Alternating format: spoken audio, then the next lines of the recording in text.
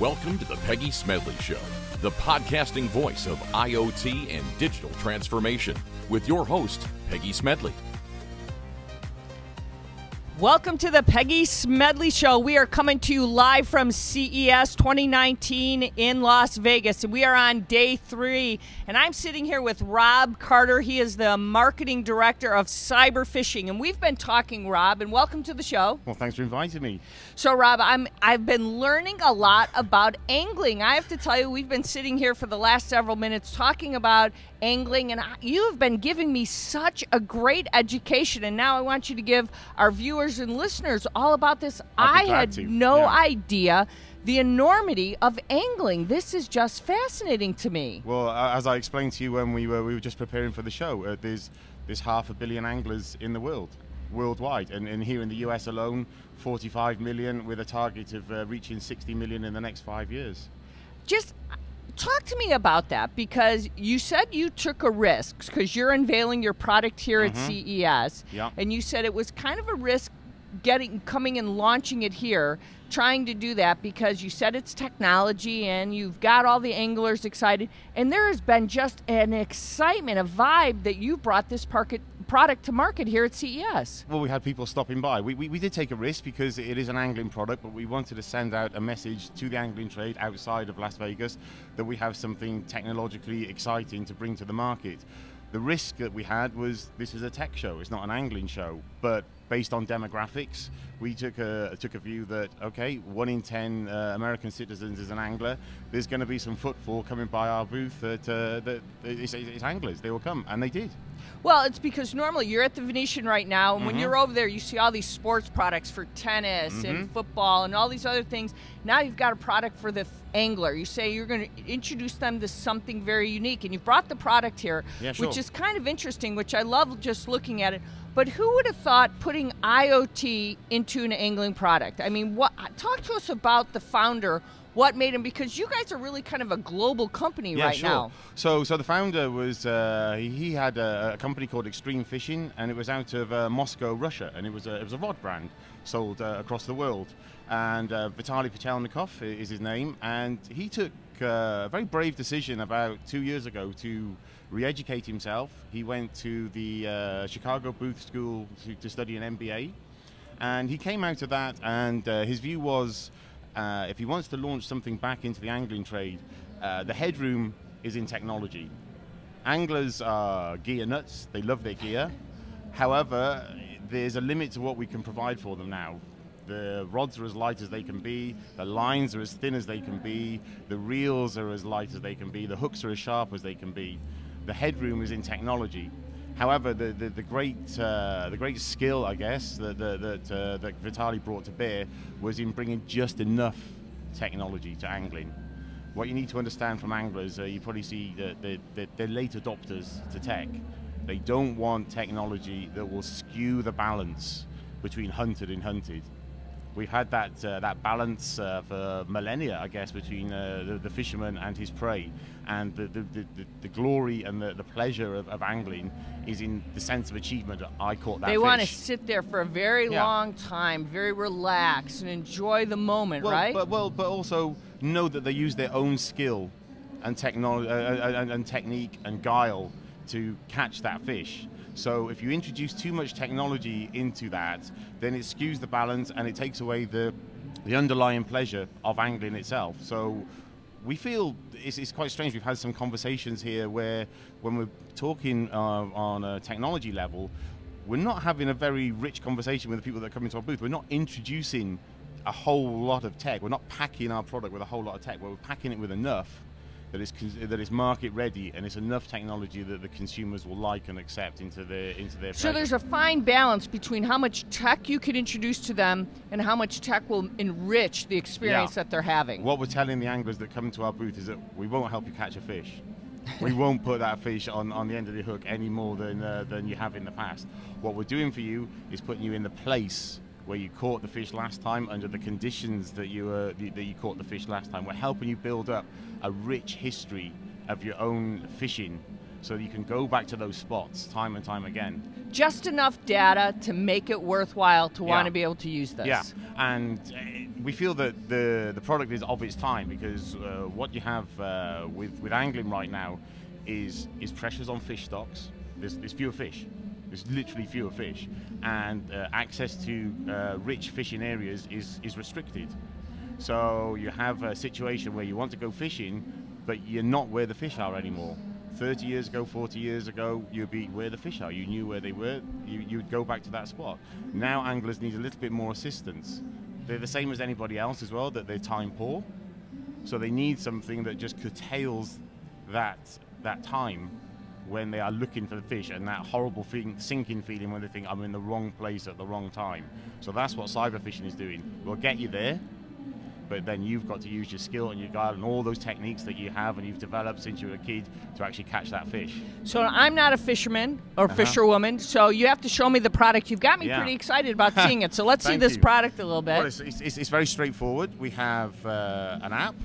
I'm always nervous about, you got an app. You're taking a phone, a connected device, and bringing it to water. You've got to make people nervous about that right away. Anglers have these in their pockets all the time. If you imagine that glorious moment when you caught the fish, everybody's taking a picture. Anglers take a picture. You need a record of that fish. So anglers, by their very nature, that whole ego. I've got to show that catch, right? Absolutely. So they have the smartphone in their pocket constantly. It's there already. And what we decided to do, we have, if I can explain. Make sure we can see that. Yeah. Bring it a bit closer. So it's a smart rod sensor. Turn it on, and it's Bluetooth connected. So we can see that Bluetooth. Fishing, yeah. Okay. So let me hold this up so we can see that. There we go. Thank you very much for that. Yeah. What we were very keen to do is to utilize the functionality that already exists. We haven't packed the technology here. What we have here is technology that is akin to a Fitbit, that kind of accelerometer, motion sensor. Motion. That's what we have here, because we don't want the technology living here when it can live here. This has got to stay as light as possible. Okay. We're keeping this to 9 grams, and an angler doesn't have to do anything. Once he's attached it, he goes attaches by two rubber bands, and what we have is a universal product. This will attach to any fishing rod, anywhere. Nice. Okay, so it's as simple as, and it has that accelerometer, and what's it's doing is immediately it's counting your casts. So if I was to flick this and make a cast, it would count a cast here. So it's taking a record of all the casts that you are making throughout the day. So you're counting those. You don't have to do anything. You're just carrying on fishing as you normally would, taking your pleasure as you do. But when you make a catch, you have the option catch, and that will tell the app that a catch has been made, and we simply enrich the data, I guess is the buzz phrase, where you can quickly, you're already taking a picture. That's what you're doing. A little closer. Sorry, beg your pardon. So you're saving some of the data there. So what that has now done is create your own personal hotspot. You know the time, the place, the conditions, and you know the GPS position of where you caught that fish. So over time, you're tracking a whole day's fishing, cast, failure, catch, record the details. So you have a whole record of your day's fishing. You go the next day, beginning to build up your own profile of where you've caught fish and under what conditions. And then when you are taking that data and you're using it with the website, which has weather data, you're then able to forecast forward, when should I go fishing next and where. So Wednesday's cloudy, Thursday's sunny, I caught fish under heavy cloud in this location, I'll choose Wednesday. So do you have it, that angler that really wants that really big catch? He's saying, I've been wanting to get this one giant catch here. I want to keep going back, and I just haven't been able to do it. Is that the ultimate hope at some point? Not really, because it's still, anglers I think still understand that doesn't happen. They dream it. They dream it, but what we're doing, I guess we're bringing the odds down. We're lessening those odds. I mean, I don't think anglers would be under any illusion that this will help that happen any more than any other device, and their skill. They're experienced enough to know that doesn't happen. But what we're doing is we're giving them the opportunity to go back to those places. And even if they don't do that, they have a record for themselves personally of, okay, this is what happened the day on the water. This is where I failed. This is where I won't go back. This is where the fish aren't anymore. So they know they don't want to go to specific spots anymore. They're really giving them the insight of saying this is not a good spot to go. Well, they're always on the move. In certain styles of fishing, you're on the move. You're on a boat. You're on a big lake. You're offshore. You're going around offshore. Even if you're on a river as a fly fisherman, you're moving and you're walking. You're not staying in the same spot. You might be visiting friends. You might be fishing a whole new place you've never been before. You might holiday there once a year, and you're going to be going back there. So they're moving constantly. You break a lot of rods when you're a fisherman. Uh-huh. What about cost of something like this? You know, you lose it. They're like, well, you know what? I'm afraid if I break a rod or two, an angle, you know, is it going to be expensive? Well, a rod would be, but this isn't. This is retailing on our website right now for pre-order at $79.99. And when we tell anglers that come into our booth, that's the equivalent of 2 lost lures or some fishing line that's snapped, it's a no-brainer for them. It's a risk-free investment in bringing themselves closer to the best fishing spots. So is it available now? How's it what's happening? You go to cyberfishing.com and you pre-order, and they'll be shipping in February. So looking at that right now and looking at what you have, do you have a lot of sophisticated fishermen that you're talking about, anglers that are out there, that say, you know, this is where we want to be? Is this the direction you see anglers headed, that they want more and more sophistication? Or is it kind of, you're pushing them along? I mean, they're not there yet and you're helping them get there, or this is where they really should go? Well, the level that they're at, there are sonars under that they use. So sonar technology where you can see pictures of the bottom of a lake or river, so that they're willing to accept that. Drones have been introduced a little. You'll get some technology where you have little bait boats that will take bait out and drop it into the right spot. But all these things are still at a level where they say, okay, I'm still the guy in charge. I'm still making the decision. The next step for cyberfishing really, and the big challenge, is to use that big data to create a cyberfishing community where anglers are sharing. That would be the next step. Not so much introducing more tech to help them catch more fish, but using the data that we're compiling so anglers are talking to each other. And then you're creating worldwide hotspots. So for people that travel and go on holiday, so anglers are talking to each other. Is that what your hope is to take this next? Is that have that angler community that you're talking about? That would be wonderful. But another thing you need to know about fishermen is that by their very nature, they're quite private and jealous over their own fishing spots. You know, they have that secret. But so what cyberfishing is doing is just tapping into that move where they understand, they live in the world of Facebook, they live in the world of social media, that there's a trade-off, privacy for greater access to data. So that's the next interesting step for cyberfishing, but at the very outset, we want a product that has value to the individual user. So get used to using cyberfishing, have it make your fishing life better and bring you closer to the fish for yourself. Okay, now we're getting used to this. Let's talk as a community of anglers about sharing this data amongst ourselves and helping each other find hotspots. Is there other products like this on the market right now? There are, but there's not so many that require the angler to do so little. They require the angler to do so little. So what we have here is something where once it's attached, it's doing the work for you. So you're not doing anything that you have to interact with the product at all. So looking at this right now, do you think that you will encourage a new market for people who had never really thought about this or who want to? Oh, absolutely. I mean, the tech savvy kids. I mean, this is perfect for them. I mean, when you want to increase participation in angling and you're looking to the next generation, I don't think you can introduce any kind of product into the hands of young children if there is no tech element to it. So this has value in that regard, yes. So you think that this sets you apart from others on the market that you think a little bit? Yeah, I think so. I think just because it's we're close enough to the market to understand this is what they would like and they would accept into their tackle box, and we've been vindicated. Anglers have got it, and also we've come to the show, and I've walked around the show as a newbie, and I've seen some booths where they're offering an awful lot of tech. Some of the home booths and the lifestyle booths, and they're offering to do everything. Whereas when people come into our booth and say, "Cyberfishing just does this," it's nice and easy. You get it. You get it. You know, the elevator pitch. You know, so now you guys are a global group of guys that have come Yeah. together, but you're actually going to have your home base in Florida then. Fishing capital of the world. Has to be. Has to be. And America is the first. It will be the first market that we'll look at in any great depth. 60 million anglers on target within the next 3 or 4 years. We have to be here. Looking at this right now, you want to get this out in the market early.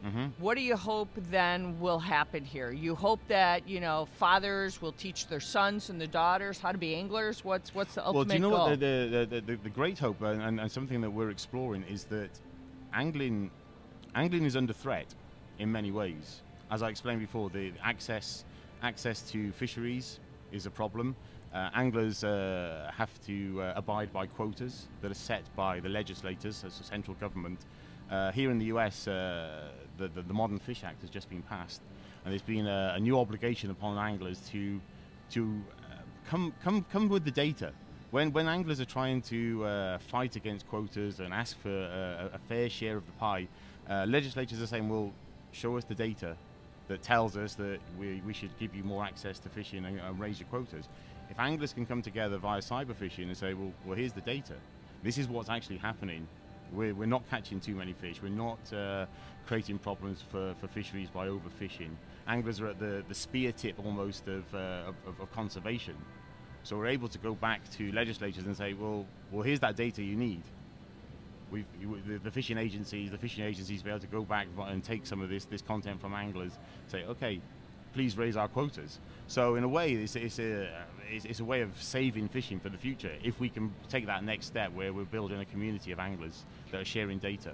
So looking at that, you know, you're trying to do things more than just say, look, we've brought a product to market. You're looking at the bigger picture of something that's really a pastime, and it's been a pastime for generations. Yeah, absolutely. And that's why we have to be very careful with the tech, because that pastime the bedrock of that pastime has been that balance between hunter and hunted, and we can't skew that. That would not work in the market. Looking at it, you've had a chance to just a walk here at CES. You know, you've said you could have introduced this to a fishing show, but you didn't.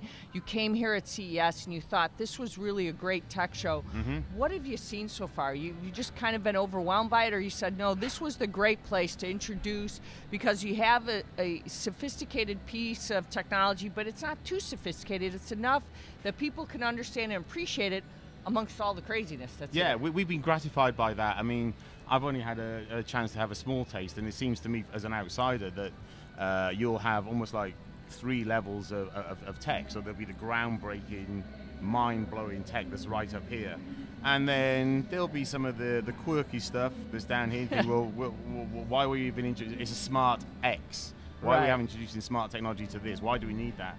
And we feel we've sat right in the middle there, where we have a product that starts with the market need and starts with the end consumer and starts with our understanding of anglers.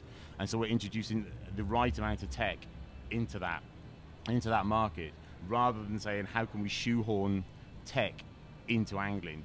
So that's what I found out at a show like this, is that there's these 3 levels and we sit somewhere in the middle there. And it's interesting when you describe that, because I think what happens is we get a lot of tech that bursts on the scene, and it bursts on the scene and then it's gone. Yeah. And then you have a technology that you found a niche that really will be served and that'll have a lot of benefit. Yeah. And I think that's what you're talking about right now. And as a business, we have a route to market because we are from that market. We are from angling, so we have the business development already in place. So yeah. So have you gotten a lot of great feedback on the show floor? You're at the Venetian, and as you talk to some of the anglers that come up, have they said, look, I've got to have this. Absolutely. I can't wait till you guys finally give me a market, product on the market that I can actually use. We're counting the pre-orders every night from the show. From the US, we're getting pre-orders on our website right now. And that's the affirmation, because you said you came here and said, well, we're going to try CES and see if that's the right place to be. And you're getting people that are saying, yeah, we want this. Well, it's the sheer volume of people here. So we always took that as a starting point. What we didn't know for sure, because we don't know about anglers and tech, as I explained, is actually how many anglers would be here. We took a risk on that part, but the demographics tell us that, as I said, 1 in 10 Americans has held a fishing rod or is a fisherman. So we did the maths. Well, out of 180,000 attendees, doing the math out of 1 in 10, you got to be pretty good, right? Absolutely, yeah. So there you go. Well, Rob Carter, Marketing Director at Cyberfishing, what's your URL? It's www.cyberfishing.com. All right, well, that's where they can go and pre-order this? Absolutely, yeah. All right, well, thank you so much for spending time with us today. Thanks for having me. All right. All right, well, we're going to take a quick break, but in the meantime, check out our website or tweet at us at ConnectedWMag. We'd love to see what you have to say. You can also go up to our website at connectedworld.com. We'd love to see any in here. Check out any of the past archives at thepeggysmedleyshow.com. They'll be put up for podcasting. But as we take a quick break, remember, this is the Peggy Smedley Show, the podcasting voice of IoT and digital transformation. And with great technology comes great responsibility. We'll be right back after this short break right here, coming to you live from CES 2019 in Las Vegas.